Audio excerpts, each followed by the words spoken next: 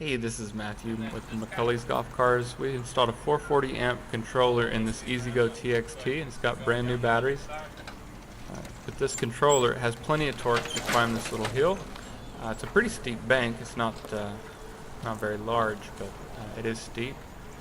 And then you can adjust the settings on the controller. I'm adjusting the braking right here, so I really don't have to push the brake at all to get down this hill. There I tapped it just a little bit, but it would have been fine without it.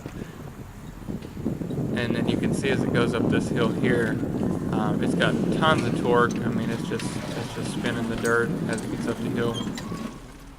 No issues at all. We tested this out as soon as we finished the cart with two large adults on it, and it did just as well. And this cart has turned out to be a pretty nice cart. It's a stock height cart, but we did do an extended shackle on the rear so we could fit 20-inch tires very comfortably.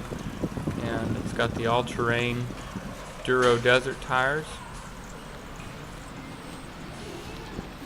And we're going to clean it back up and it'll be ready to go again.